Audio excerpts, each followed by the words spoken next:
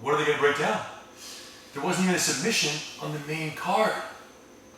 There was not a submission on the pay-per-view card. Why are they racing? That's like saying if there's not a woman in the painting, you shouldn't curate it. Right. It's not true. It's not true. There's so much happening. Grossly inaccurate. You guys,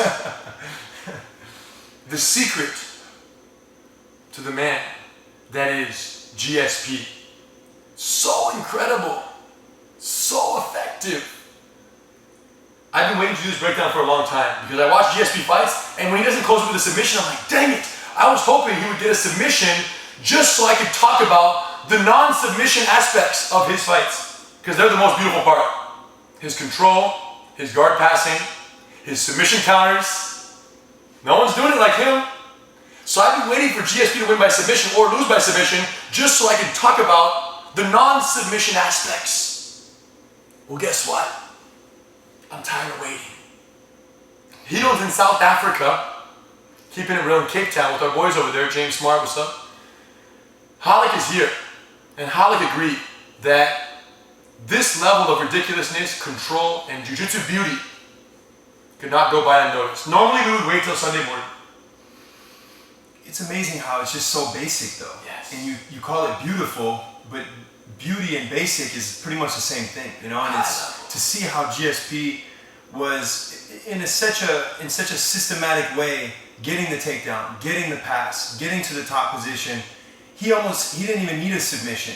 He just needed to hang out there the whole night and just make that his home. Just be side mounted, be, you know, whatever he could get, and be on top most of all, and just rain down. When the rain is coming down, you're on the bottom. The rain just keeps coming. You have to build a house, you have to spend all this energy.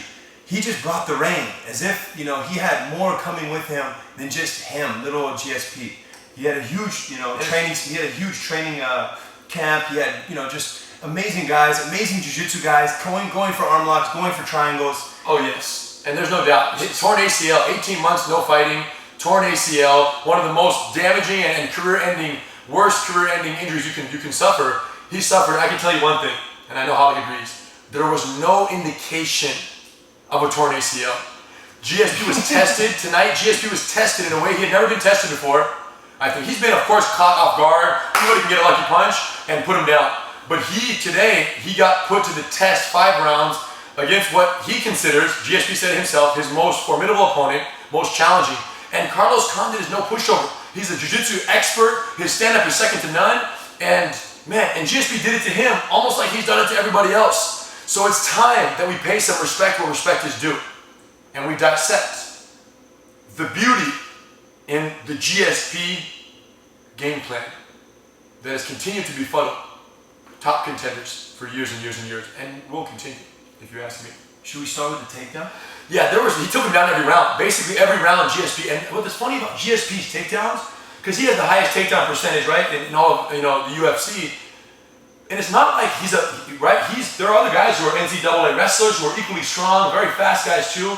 What makes it special? I think that the second round takedown of this fight was beautiful, and I want to demonstrate, but I think what it is that his timing is so ridiculous, because when GSP goes for takedowns, it's not like he has to battle that hard for them. He gets in, he gets double leg control, and he essentially runs through the opponent before they begin thinking, okay, now I'm going to start countering this takedown. By the time they're thinking counter, they're on their butt trying to do a little switch or trying to butt scoot to get back to the cage. It's already too late. He's already deep in the takedown. Whereas it seems like other high-level wrestlers, they'll shoot, and then there'll be this battle, and it's such a fight for their lives to get it. Whereas GSP, against such good opponents, gets it and executes it and finishes it before it even registers on the takedown meter of his opponent. He's going quality over quantity. He's looking for the one. He's looking for that one moment. It's the timing. I'm sure he's spending a lot of time trying to read his opponent, feel him out. He's getting the combinations. He's trying to fit in right when those punches come in, right when that kick is thrown. And man, sometimes if you're at the right distance, all it takes is a little step, and you're right there. You're all over the person. That's what it seems like. He's not chasing them like to the fences. He's waiting, and then he'll get them thinking to hit, and when they commit, he's on their leg, boom.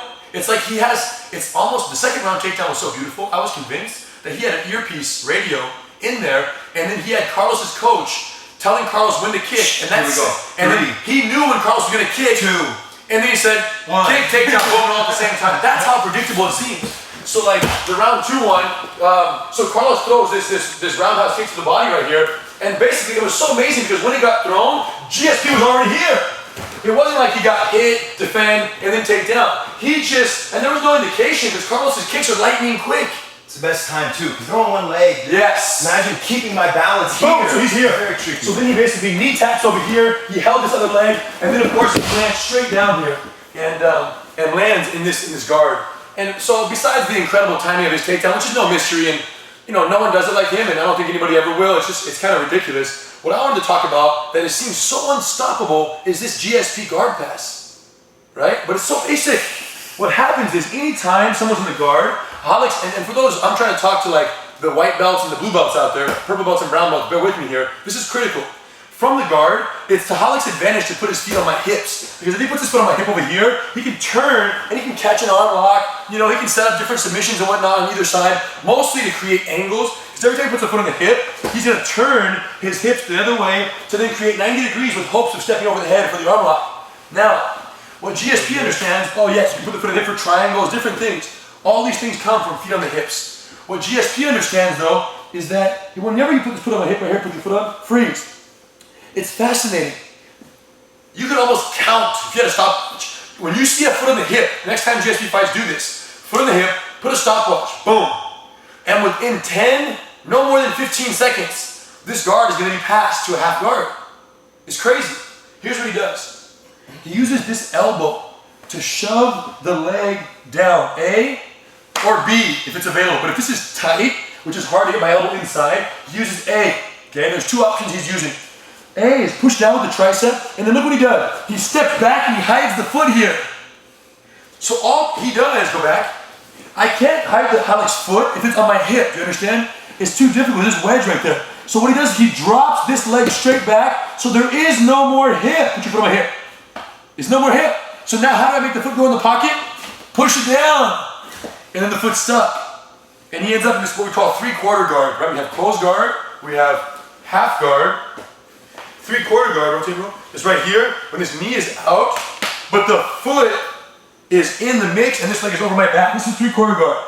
So GSP is so methodical. He goes from full guard to 3/4 guard to half guard to side mount to whatever else. So he didn't get that far against Carlos Condit, but man, the predictability, the 7, 8 times he passed the guard, it's crazy. So one more time. That was the A option. Put on my hip roll. It's hard to tell whether he is keeping the hip here and clearing his hip and therefore the leg falls down, or whether he's fully shoving it down. I mean, do you think it's a mixture of the two? Big time. He knows, because what he can't do is just kick back with no push of the knee, because your leg will just stay where it is. Yes.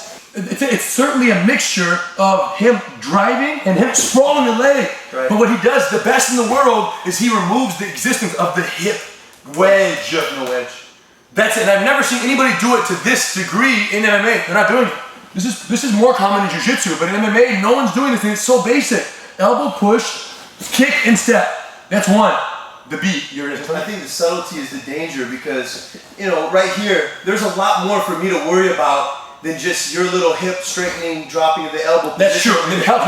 Boom, if I'm here, it happens so fast. That's exactly, and it's so slippery. It's just so hard to keep that edge right there.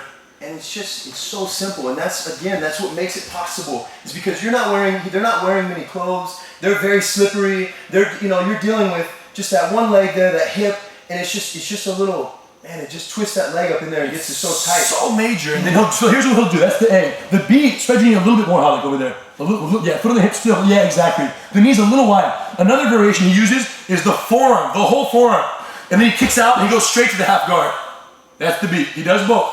Sometimes he gets this far in one big bite, other times he gets a smaller bite. But he'll never take more of a bite than what is reasonable for that situation. If this knee is close to my ribs, I can't get my forearm inside, so then he'll just sprawl and he'll go. And again, when I'm sprawling here, I'm literally trying to make it to where there is no hip put on my hip. No hip. The only solution to this for you, Halik, is put your leg on my back. You better put it up. If you try to keep owning the hip, it's gonna be gone. Okay, put on the hip. Yeah, I was gonna say too, once you do that, go ahead. Another is to shoot. Yes, of course. But he didn't. Unfortunately, GSP knows that. Yeah, it's too tight. Unfortunately. The other solution here if once this gets to the 3/4 guard, is this right here, when he stuffs the foot, you see at the end, look at my back, it's here. This is where he's the best. He goes from the 3/4 guard to the half guard every time. This elbow over here traps the hip. This knee over here comes to the center. And then this form over here goes on the thigh. Keep your knees a little tighter. And then from here, look what he does. High step. Every time, cross face. And then he stays here. And look what he does. He takes this leg and he locks it in here. Put me in the guard. Gets a little tight. That little pinch, instead of staying so open here, we're gonna alternate between knee to the hip to the triangle. And by me, Joe Rogan called it during the commentary, by triangling Ralek's leg, you're reducing the ease of the entry to the guard. So from here, this leg of mine inside the half guard comes in, lock, and look at the hips, boom. So you're smashing this leg right here, and because I'm trapping the Ralek's leg, it really, even to roll me or do anything right now, it's gonna be difficult because I'm so connected right here, this leg is here. And then what he's looking to do is at any point during all this, look, this knee, come up and come through. That never really came to fruition during the fight because Carlos was so aware. But you can do so much damage from the half guard. He was especially with your leg locked down like that. Boom, especially if you keep this, I mean, that's just... He was alternating from here to the knees, back to here, a lot of triangling. But again, I don't even care that he didn't do anything after that. I'm just saying, no one's ever passed Carlos's guard like this. Right, just that. Just boom, just get over the legs. Like there was no guard. And what you're doing at that time is you're killing the possibility for any real submission to take place. Right. So he's putting himself in a position where, like I said, the rain is just coming. There's nothing else. That's a great point. There's a possibility for something for Carlos from here. All day. There's a threat. But once foot on the hip, once the foot goes on the hip right here, and he makes a quick sprawl, he traps it, and he makes a quick step to the half guard. Now it's very tricky. There's no submission here. It's very difficult. I mean, yes, you can go for the diving knee bar, which he did do, but of course GSP stopped that as well. At that point, you're so close, and you're gonna have that control on my neck. It's gonna get totally different underneath. Once you're in the half guard, the submission options for the bottom person, I would say drop probably 80% reduction. No more. Depending on who you are, it could be 95. Could be done. Could be there's nothing down there for you. It pretty much was nothing. Yeah. Well, clearly it didn't happen. You didn't see anything. So that was something that I was very impressed with. I just have been waiting. Like literally, I've talked about this. I've taught it here at the academy, seeing how much success he's had with it. I said, man, this is incredible. Anytime the foot's in the hip, they're asking for their guard to be stepped into the 3/4, and then of course from there to step over. Now that we're on the topic, I want to show you guys one 3/4 guard passing secret that not even GSP knows. Or maybe you know he doesn't know. Well, I haven't taught him yet. I'm just kidding. GSP might know this one, but he's been successful without it. He hasn't used it yet in MMA, but I want to show you guys since you're family here. From the 3/4 guard, the one thing that makes it difficult sometimes to step over this knee is the vertical position of it. See right now how Alex's knee's facing the sky? You put this elbow here, you can just step over. But sometimes, man, that knee being up like that is not easy to step over. It's just difficult, okay? So what I do is I use this knee of mine right here to push Alex's leg in the center. And then what I want to do is take this leg here and I want to bite your leg. Look. Boom. Nice. You see the feed? Yeah. So check it out from down here. Get lower, camera. Get low. Come over here and then look at Alex's foot. Watch this foot and watch the bend of my knee. Watch this knee right here. I'm going to get Alex's foot in here. I'm going to bite it. Now put your knee vertical. He can't. Because my body's going to be here, and I'm biting his foot at a weird angle, versus his foot being, on the ground, which is the normal 3/4 guard position. Watch how I get Alex's foot from the ground into here, into this bite, then I'm going to step over to the half guard. Check it out. Let's show the back end, So from here, look. So Alex's leg is kind of down there, but doing his thing. I'm going to push my knee, this knee, towards his butt. Look, one. And then I'll use my rib cage to push it down. And then from here, my other knee goes under, inside his foot, and I chopstick it right there. See the chopsticks? Boom. See the chopstick? Boom. Why do you call it a chopstick? Well, like they're pinching your foot, like chopsticks. My legs are like pinching his ankle. And then once I make that, so I bring this knee in the center, I push this knee, I'm literally pushing Alex.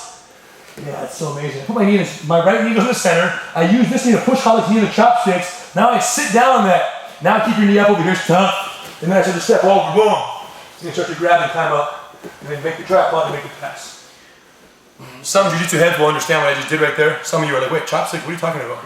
And that's something that becomes in handy against the guys who are really expecting very. But it's almost beyond what these guys would even need. And that's true. The GSP has not needed this, and it's all good. Yeah. What if for our friends who are watching out there and saying, man, what if they fight GSP one day and they need to know how to stop once we get to the 3/4? What's their mindset right now to stop the advancement to the half guard? And the answer is this. I need to chopsticks or not, I need to step over and then advance right here. Ralek's solution to make sure that I don't pass right now to the half guard from 3/4 to half is to make a very stiff arm, shove my face this way, put on the ground, and completely shrimp away, look, to an open guard. One more time. The success of my eventual pass to the half guard relies on me getting over and facing this way. So if Ralek can make sure that I don't face this way, and he makes sure, look, here, how can I, and then he shrimps away, go back. Okay, so from here, I want to keep his hips trapped and I want to step over this leg. But if he stiff arms my face this way and shrimps so far, how can I step over a leg that doesn't exist? Now he can put both feet on the hips, he can go for omoplata right here, step in, boom! And then we're in trouble. Bad news for me. What's the moral of the story? Stiff arm in the face in the direction of the trapped leg. I think in principle as well, you have to move your hips. Yes. You know, if he's controlling my hips right now, this whole position for him works in his benefit, especially if he's going to do a very quick, kind of trap door opener on this side. My hips are stuck right now; they're not going anywhere. So I think Rener is, in essence, he's saying, once you get your hips, the control is lost. He has to regroup. You have to move forward.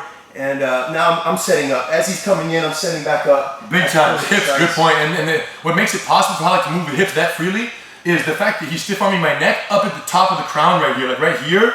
If he starts pushing like my shoulders, like I can be strong enough to resist his push, but get my neck up top and bend it like a break like this. Look at that 90-degree neck crank here, which really jeopardizes my connection. And then with that stiff arm on my face, his hips go. And now they're probably going to sit up, your feet are going to come out, and at least you're not getting past into the half guard. It's open guard, up kicks, whatever you want, boom. You know, the cool thing about being in a fight as well is if somebody's just blocking your hips like this, usually you can open them up here a little bit. Yeah. Their hips, they're gonna have to release your hips at a certain point. If you can hit them, if you can strike even just a palm to the ear. This is your only chance. Because once he steps past his foot, let's say he does chopsticks or not, he makes the quick step. Once he's here, push my face away now. It's too late. It's too late. I'm too close. So what's the moral of the story? From the 3/4 guard, that's when you got to clear the head, get those hips 100% out, and then you have a chance of surviving this mysteriously effective GSP guard passing strategy. It's unbelievable. It truly is. What about Condit getting the kick to the head? Crazy. Was it all shin, huh? Shin kick right to the dome right there. GSP said it. He was out. He said, I did not see the kick. And what you cannot see, you cannot defend against. Makes sense. If it was that devastating, you're not going to see it. Oh, big time. He was like this. His hands were here and the shin into the head. He flew, of course, but that was... See, I'm a big fan of recovery and defense and survival and escape and Gracie. You know what I'm saying? I'm a big fan of the survival mindset. And what was most impressive to me, the kick's impressive. What's most impressive is GSP just surviving after the kick. You know what I'm saying? Like managing distance in a way where, shoot, he survived it. What's more impressive, the kick or the freaking surviving of a shin to your head like a baseball bat? It's relative. You could almost say they're somewhat equal. The underdog is always more impressive. You know, that's true. You want to see a disadvantage, regain control. Yeah, true. Man, it's amazing to see these guys, the top level athletes, time and time again. You know, John Jones let his arm practically break. Yeah, it's not that it's good for the kids who are watching it on TV, but it does show a level of heart and understanding of their physical bodies, where they know, when it's time to give up or when it isn't. I haven't seen GSP give up. At least I can't remember. For sure. Last time he's gotten caught by surprise a few times and there's no recovery, but the fact is if it's recoverable, man, he's recovering and it's so admirable. Talk about this knee bar here. Yes, do it one time on B-roll. So you guys a lot of you didn't even see this. A lot of you thought it was just Carlos Condit just being kind of funny, doing crazy things from the guards, and trying to sweep. No, he was very specifically going for this inverted knee bar from the guard. Ralek would underhook the leg, slow underhook. Oh, yeah. Boom. He was coming all the way around. His knee was shooting. Grab the foot there, Ralek, and he was trying to pull the foot straight. And then he was going to roll and catch it right here. Nice knee pinch. It's over. It's over. Okay? That's what he was going for. He did it 3 times. Now, the truth is, the first 2 times, they got stuffed like in the 15 to 20% range, meaning he would go underhook, he would start trying to step around, go ahead, step around, and GSP was just very much here, like not even letting it get through. The time that it became close was when this leg passed GSP arm, got here. Now, what Condit wants to do is get his hips close to the leg. Go back. What does GSP know? No hips to the leg. So he hugged the hip, and he pushes his leg away, go for the leg. So now Condit's trying, but he can't. There's only one problem with his defense. And Condit knew it. He went for the triangle, and then GSP stood up, ducked his head out, and defended because he's been there before as well. Moral of the story, very respectable attempts from Carlos to spin. That just shows how devastating he was and how committed he is to his attack. To spin from under the guard for the knee, very respectable. And then GSP's ability, equally amazing to survive those, to be able to just neutralize and defend and defend. Just goes to show how well GSP knows what's coming his way. There's no surprise for him. The same way he'd be in the guard, GSP grabs the neck like this. And of course, the whole fight, Condit's creating angles, go ahead. Trying to catch the arm, go ahead. He wants to do this. Go back. You don't think every single training partner of GSP does that? And you don't even think it even works. You don't think when GSP grabs the neck, go back. You don't think when he grabs the neck, He knows. not only he knows, he's saying, okay, whenever you're ready, go ahead and spin for my arm. Anybody will take the arm from here. This is Gracie Combatants lesson number 7.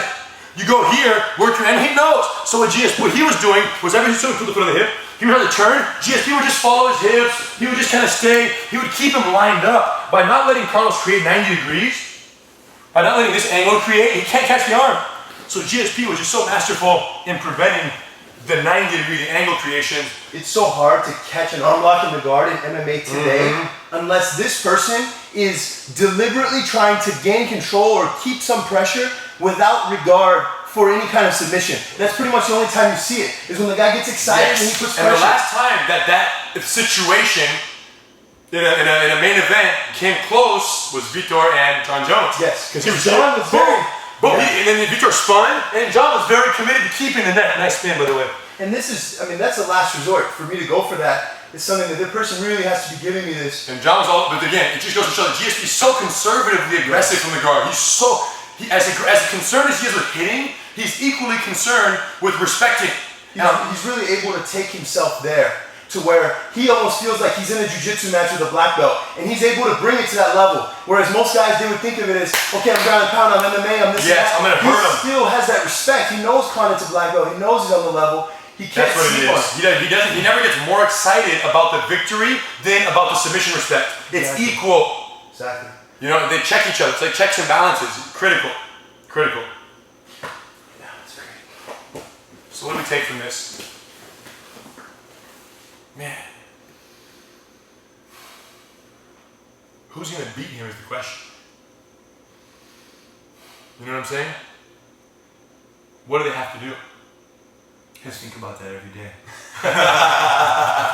College freaking hungry. It's the real question, you know? It's amazing. Because Carlos was there. He was the one. Yeah, you know, for me personally, competing and having a couple fights, you realize that the game is so mental, you know, and I look at guys like GSP, I look at the guys like Anderson, you know, these top competitors, the guys who have, you know, they have sustainability in their career, they've been around, they're not going anywhere, at least doesn't seem like it.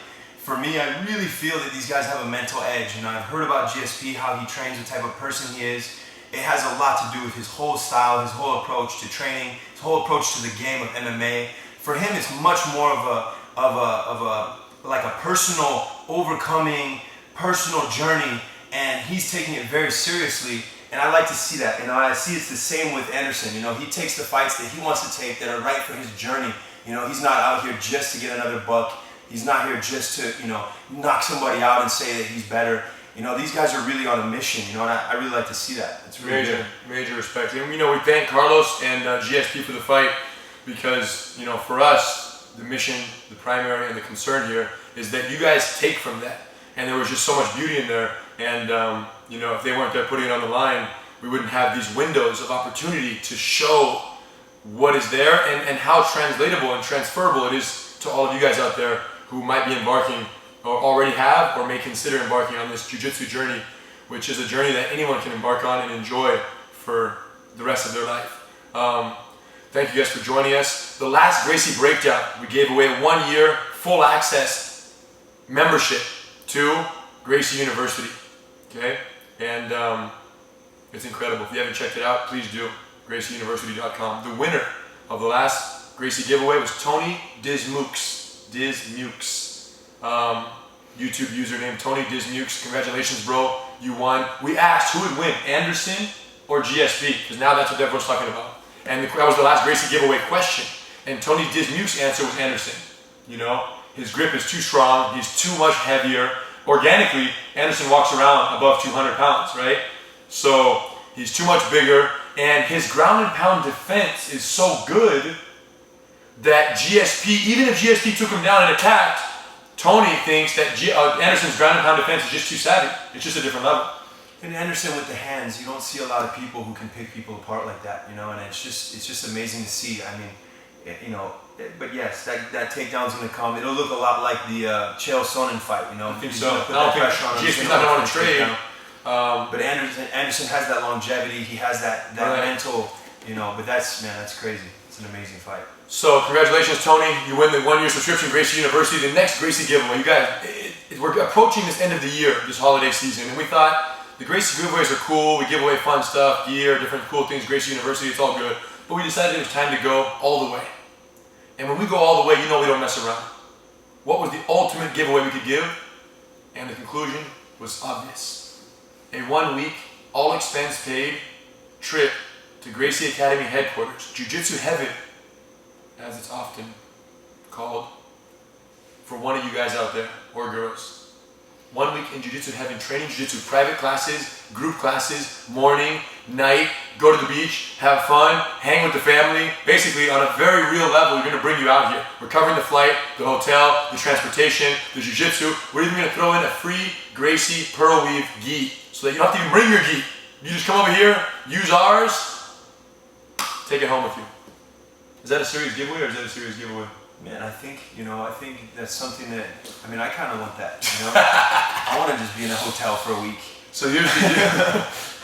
Listen, for this Gracie giveaway, this is not the normal Gracie giveaway. So you don't enter this by just leaving a comment on this video. We're going on a totally different level, okay? So for all the Jiu-Jitsu heads out there who would appreciate the opportunity to come, and we'll fly from anywhere in the world, to come to California and train for 1 week, all expense paid, click on the information. There's a link in the description below. Click on that and read what it takes. We have a video in which we explain the entry qualification requirements for this completely crazy end of the year, super duper ultimate Gracie giveaway. But you have to click and watch that video. It's a separate video, okay? Check that out. The description, the link to the video is in the description below. Watch that. More importantly, the holiday seasons are coming. It's going down right now. Christmas is coming up. Someone asked me the other day, right? We have like, you know, girlfriends and family and friends and things. And I want to ask you, what do you want for Christmas in the family? Like, you want to take care of you. And people were asking me, and I was thinking, man, it's hard. Like, to think of what exactly you want. Like, if you wanted something, you would just get it for yourself already. And if you don't have it, you would just get it. So, it's getting to that point right now where they're getting asked, what do they want? And we know what you guys want. I usually say, give me something useful. Yes. Or clothes. Clothing is always good. Clothes. You know we gotta keep it real. You can never have enough fresh hoodies. So here's the deal, you guys. We have tons of new Gracie gear, training equipment, Gracie apparel in the Gracie store. We got it early, so when someone asks you, hey, what do you want for Christmas? You don't have to wait until after Thanksgiving to say, yo, that's what I want. It's already here. But we thought there would be no better way to show you what's here than with a dope video fashion show featuring me and Hiron and our Movember mustaches. Now, keep in mind, all the gear you guys see is available in the Gracie store and free shipping on all holiday orders within the US until December 18th, starting right now. So anything you see, if you like it, boom, put in for it, order it, we'll ship it to you for free, and you're good to go. Christmas shopping made simple, the Gracie way. Check out the video breakdown right here of all the new gear in the Gracie store. If you have any questions, you know where to find us. Thank you. Do you even think they know what this logo is? Absolutely not. U.S. Army Delta Force. Not only are they the best at what they do, look at their logo. So you know we had to pay our respects. And what's up right here? Gracie Nation. Keeping it real since 1925. You guys already know. Dang! So simple, yet so classy. 50-50. The guard is very sport, but the t-shirt is very street. Submission series 1 of 10. Chave de braço. For those who don't speak Portuguese, arm lock. Turn around, my friend. preventative measures. Keep your enemies close, but keep your elbows closer. Land of the rising sun. This makes so much sense. This is where it all began. Gracie Nation, the hoodie. So real, yet so cozy. Believe it or not, you can prepare your child for life the Gracie way. If you want to train Jiu-Jitsu for the rest of your life, there's only one way. Keep it playful. Hito doesn't get into street fights, but if he did, he'd want to be wearing this one. You didn't go to college, but you are a professor. Black and yellow? Black and yellow! Black and yellow! When it comes to chokes, there are no tough guys. Everybody goes to sleep. Submission series, 2 of 10. Choke, estrangulamento. The Gracie Tactical Backpack. He don't... Hold on, stand by. What are you a white belt in? Fishing. Fishing. Very good. What are you a blue belt in? Miniature golf. Miniature golf. You can wear a blue belt. What are you a purple belt in? Ping pong.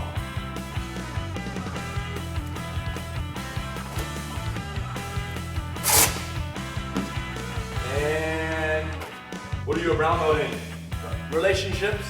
Relationships. Interesting. And hold on, stop right there. Black belt. Don't even ask me. Dang! Choke hoodie? Yes, sir. Dang, bro, you gotta schedule some kind of important business meeting. I feel for just it. to go engage with this right now. So playful, but yet so powerful. Let me get this straight. The Grandmaster's bio on a hoodie. Blue for sure. No, my friend, black, 100% black. Blue is so ocean. Bro, black is so original, it's so serious. Blue is just so peaceful. Andy Gracie. No, my friend, black. It's the only way. Okay, black. No, blue for sure. Recovery time, 6 to 8 months after surgery if you're lucky. Submission series, 3 of 10. Kimura. White, black. Oh, white, black for sure. It's so peaceful. See? You do like black. I oversee the name of my family with affection, steady nerves, and blood. Andrew Gracie. Turn around. Look at this classic picture. Look at the stance. Look at the mustache. Look at your mustache. Look at your mustache. Hey, who knows? He knows. Who's he? He, Leo. Helio. Andrew. Boom! Mata Leon. Recovery time, ask Pixel. Eat, sleep, jiu-jitsu, repeat. What else do you need? Dang! Bubba Gracie, the best training partner of all time. Never complains, never taps out. Dang! Are you guys about to get down right now or what? And I brought you a gi too. Holy moly. Dang. It's amazing how much fits in this little bag. If Gracie Jiu-Jitsu had to be likened to any animal, it would be the anaconda. The guard father makes so much sense. Can you learn Gracie Jiu-Jitsu from anywhere in the world? I guarantee it. Gracie combatives. Rio de Janeiro. Beautiful people, beautiful beaches, and beautiful technique. Hey, when's your flight? The classic Gracie Academy hoodie. So basic, yet so effective. When you create a martial art, or when you create one, you get your own shirt too. Academia Gracie de Jiu-Jitsu. Should I translate that for you? Of course not. It's here. Americana arm lock, Americana. Submission series, 5 of 10. Turn around. Read the note. The note? The note is an Americana arm lock without the leg hook. It's like a energy sandwich without the avocado. Get out of here, homie. Okay. What is this? Listen, you guys, keep it very simple. GracieLifestyle.com, all the Gracie gear, all your holiday shopping needs in one place. You know we keep it real.